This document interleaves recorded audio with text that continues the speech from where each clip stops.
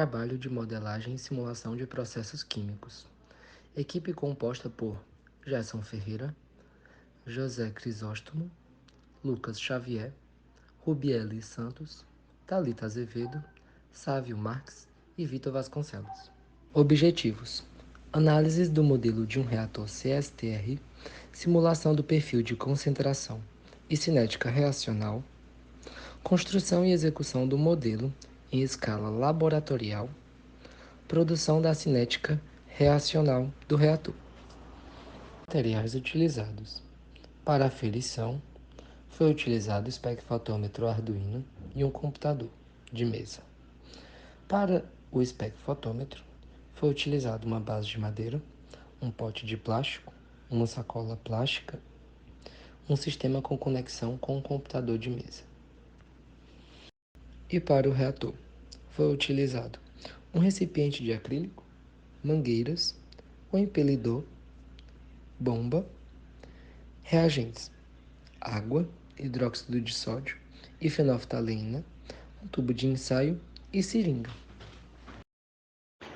Aí só mesmo relembrando as condições do processo, a gente tem a entrada de água.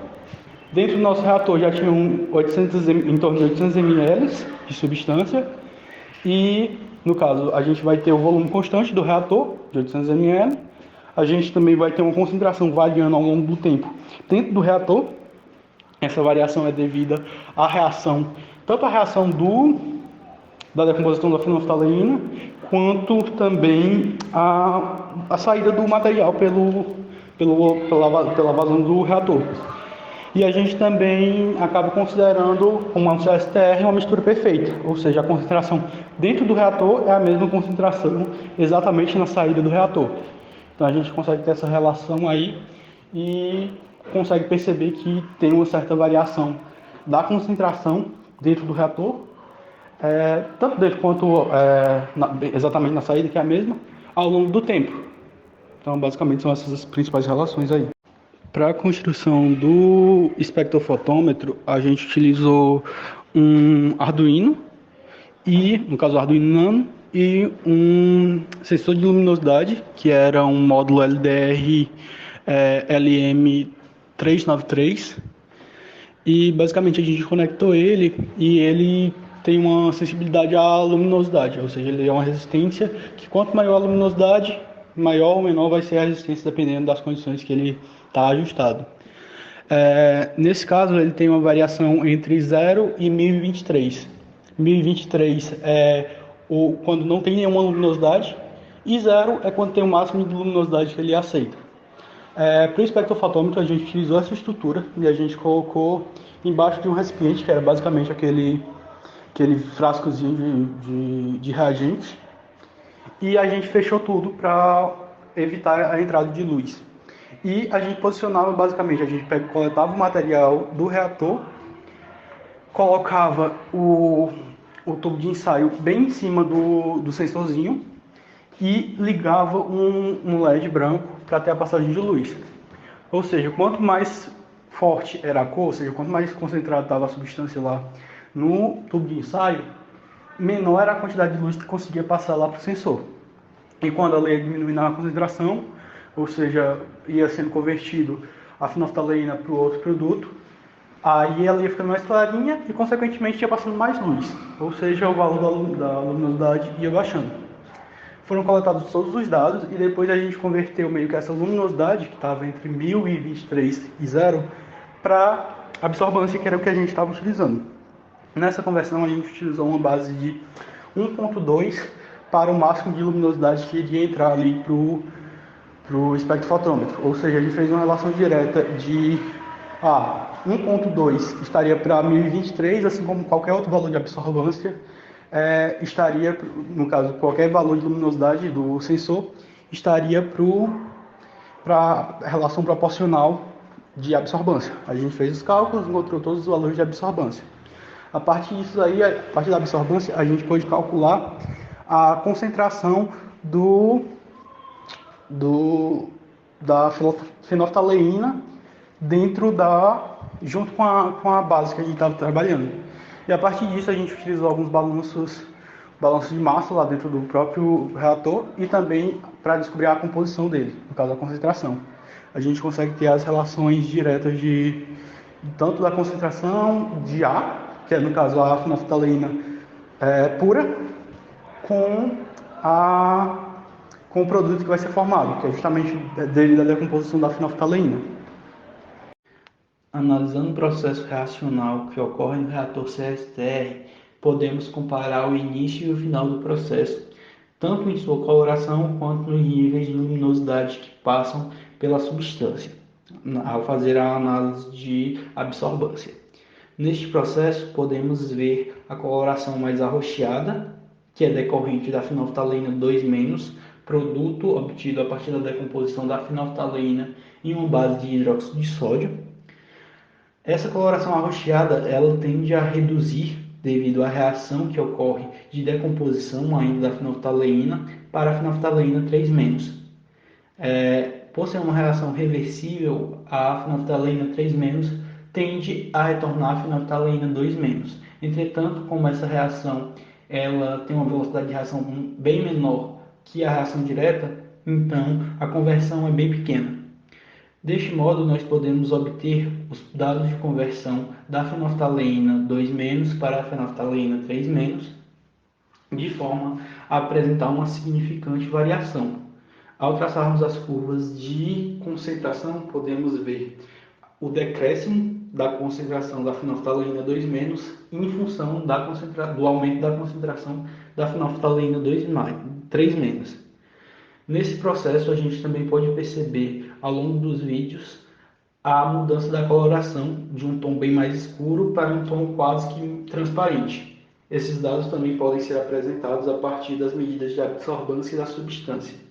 Isso ocorre justamente por conta da variação da taxa de reação dentro do nosso reator, além da substância estar sendo diluída com a vazão de entrada de água que entra no nosso reator CSTR. O reator, por ser um reator de mistura perfeita, faz com que a concentração dentro do tanque seja igual à concentração na saída. Assim, conseguimos medir a variação da concentração do componente, tanto do componente A quanto do componente C, que são, respectivamente, a fenolftaleína 2- e a fenolftaleína 3-. Essas relações são apresentadas nas curvas anteriores, mostrando as comparações de conversão e também de reação dessas substâncias. E a gente tem os dados que foram obtidos. A gente tem o tempo de observação, ou seja, cada amostragem que a gente fez, a 1 minuto, 2 minutos, até 24 minutos, que foi o tempo que a gente observou lá, até mesmo porque o tempo de residência teórico seria de 8 minutos, a gente escolhia um tempo de residência de 3 vezes, um tempo total de amostra de 3 vezes o tempo de residência, só mesmo para a gente ter uma observação melhor. A gente obteve os dados de luminosidade, aí que estão na segunda coluna, a partir do LDR, e essa variação foi de 0 até 1023, e esses dados aí foram de acordo com a luminosidade que estava passando pelo sensor. A partir desses dados aí, a gente fez a conversão deles para absorvância, ou seja, eu tinha até falado anteriormente, a gente utilizou uma base de 1.2 de absorvância máxima, utilizando como 1023, ou seja, quando tivesse mais escuro possível, igual a 1.2. E aí a gente fez basicamente uma regra de 3 para cada um desses dados, e aí obteve esses valores de absorvância. Nesse segundo slide, a gente tem uma comparação entre as curvas de concentração, tanto do modelo real, que foram obtidos a partir dos dados experimentais, quanto da curva do modelo cinético que a gente obteve. Ou seja, essa curva que está mais linearzinha, em vermelho, ela é a curva do nosso modelo. E esse modelo a gente ajustou a partir dos dados que a gente coletou, a gente propôs um modelo cinético para ela a partir daquelas constantes cinéticas. Aqui é praticamente a mesma coisa da outra, só que aqui a gente pega a conversão em função do tempo. A gente compara a conversão, que vai ser basicamente o mesmo perfil, só que meio que invertido em relação ao da concentração, porque a conversão ela vai ser a sua concentração inicial menos a concentração que você quer observar dividido tudo isso pela concentração inicial, ou seja, uma razão de porcentagem que você obtém aí em relação a ao quanto foi convertido. Isso a conversão da fenolftaleína 2-, que é o produto, que é o reagente A que a gente está utilizando.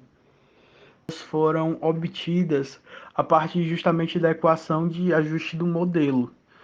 Nessa equação aí a gente faz o balanço por componente de cada uma das espécies, e aí a gente faz um rearranjo justamente para relacionar a velocidade da reação a partir dos Ks. Como a gente tem uma reação reversível, então a gente vai ter dois Ks, o K1 e o K2, que vão estar descrevendo o modelo. O K1 é o da reação direta e o K2 é o da reação inversa. Nesse processo aí, a gente utilizou o Excel justamente para fazer o ajuste desses dados.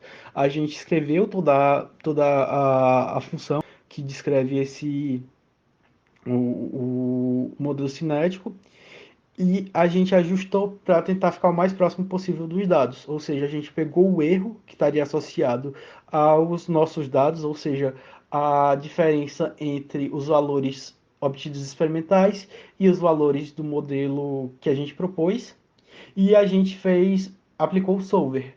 Ou seja, a gente tentou minimizar o máximo possível esse erro, ou seja, tentar colocar ele para tender para zero, e alterando as células do K e do K2.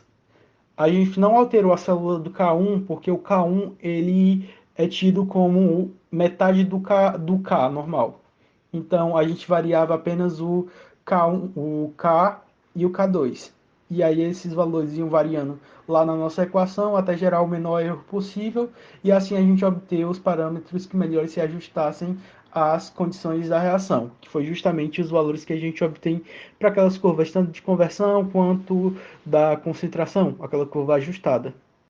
Dessa forma, o modelo reacional reversível teve um ajuste aceitável em comparação aos dados experimentais.